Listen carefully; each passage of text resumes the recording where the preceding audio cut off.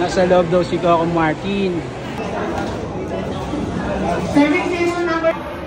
Dito, kumusta tropa? Yung Itchy Boy, Hungry Colette, back at it again. So, nandito kami sa may OB ni Macy Eats. Nandun siya sa loob at napakainit. Dito tayo sa labas magtatambay. So, hindi na kami makatiis sa init, no? Habang hinintay si Macy Eats, hanap tayo ng buko juice ni Abby. Bili na si Abby ng buko juice natin, mga katropa. Sobrang init. Grabe. Sobrang init. So, buko tayo, mga katropa. At habang umiinom nga tayo ng buko juice, mga katropa, naisip kong yayain si Abby dito sa may Concepcion Walter. So kaya eto na nga, nasa Walter na tayo, mga katropa. So guys, kakayari lang na pumunta sa may Obigay. So nandito kami sa may Walter. At habang naglilibot nga kami dito ay nakaramdam na kami ng gutom at kaya naman napunta tayo dito sa Mang Inasal, mga katropa. Nasa loob daw si Coco Martin. So, punta tayo sa loob. Sir, wala pa to, sir? So, katropa, nandito si Coco Martin, kaya maraming tao dito sa Mang Inasal. At nakita nyo naman talagang blockbuster ang mga customer dito sa Mang Inasal, Walter, Concepcion, Tarlac, mga katropa. At talagang nahirapan kami at naghintay talaga kami ng may maupuan dito sa loob ng Mang Inasal.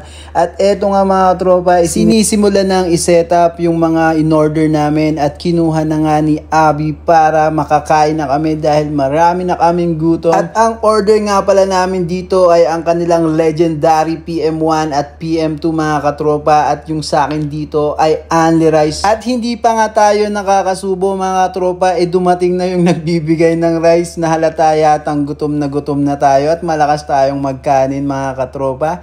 Dahil minsan lang ako mag white rice, mga katropa, alam nyo naman black rice yung binabanata namin sa bahay ni Macy Eats, mga katropa. At ginaya ko na nga dito si Coco Martin kung paano niya ginagawa yung mga toyo at kalamansi niya at chicken oil.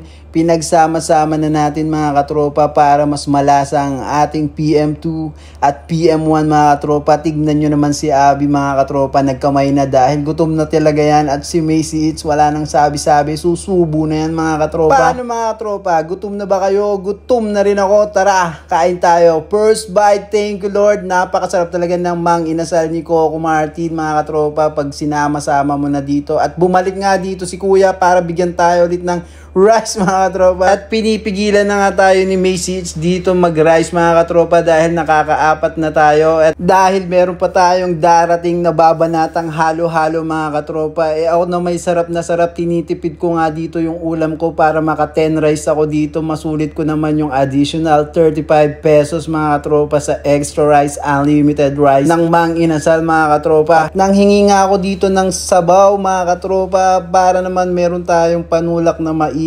At tignan nyo naman si Abby, mukhang busog na, ayaw nang mag-extra rice.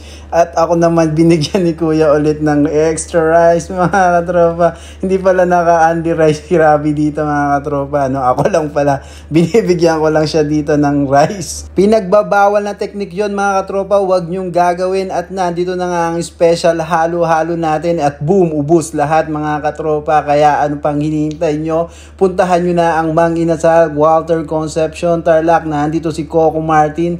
So thank you for watching. I'm Hungry Colette and this is my life. Make life great. Bye bye.